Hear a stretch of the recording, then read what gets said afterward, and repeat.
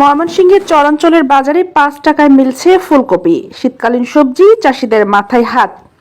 তথ্যচিত্রে ময়মনসিংহ জেলা প্রতিনিধি মোহাম্মদ সোহেল মিয়া। কিছুদিন আগেও যে ফুলকপির দাম ছিল ৩০ থেকে ৪০ টাকা, তাই এখন বিক্রি হচ্ছে ৫ টাকায়। এখনো পুরোপুরিভাবেই আসতে শুরু করেনি শীতকালীন সবজি ফুলকপি। আগাম জাতের কিছু ফুলকপি বাজারে আসতে শুরু করলেও পাওয়া যাচ্ছে না কাঙ্ক্ষিত দাম। আর কাঙ্ক্ষিত দাম না পাওয়ায় চরম হতাশা আর দুশ্চিন্তায় ভুগছেন চাষিরা। এমনটাই জানান আগাম ফুলকপি চাষি কয়েকজন। ময়মনসিংহ সদর উপজেলার চরাঞ্চলের বোররচর ও পরাণগঞ্জ দুইটি ইউনিয়নে ফুলকপি বেশি চাষ হয়েছে। সরেজমিনে গিয়ে দেখা যায় চরাঞ্চলের দুইটি ইউনিয়নে কয়েকটি গ্রামে আগাম জাতের ফুলকপি চাষ হয়েছে।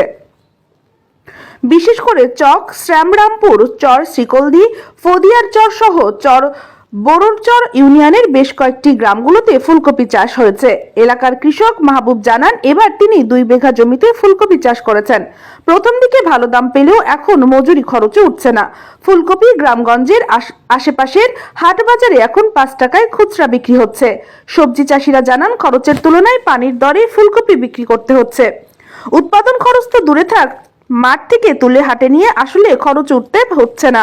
দুইটি ইউনিয়ন শীতকালীন সবজির বাগানে বিপর্যয় দেখা দেয় মৌসুমের শুরুতেই মাথায় হাত পড়েছে চরাঞ্চলের কৃষকদের। ক্ষতিগ্রস্ত কৃষকেরা জানিয়েছেন, উপজেলা কৃষি অফিস থেকে আর্থিক সাহায্য পাচ্ছেন না। চক শ্যামরামপুর এলাকার কৃষক বাহাদুর আলী বলেন, আমরা কষ্ট উৎপাদিত ফুলকপি সবজির মূল্য পাচ্ছি না। কিছুদিন আগে বৃষ্টির কারণে ফুলকপি, বেগুন, মরিচ চাষে বিপর্যয়ে চাষিরা, কিন্তু এই পর্যায়ে কৃষি বিভাগে কৃষকের পাশে দাঁড়ায়নি। আমি ভাই প্রথম যে লাগাইছিলাম বৃষ্টির আগে, বুঝছেন, তখন কপিটা লাগাইছিলাম, বৃষ্টি মারি গেছে, তখন কৃষি অফিস থেকে কোনো সহযোগিতা হয় নাই। এই পরবর্তী আবার বৃষ্টি ফালাইয়া পরে আবার লাগাইছি।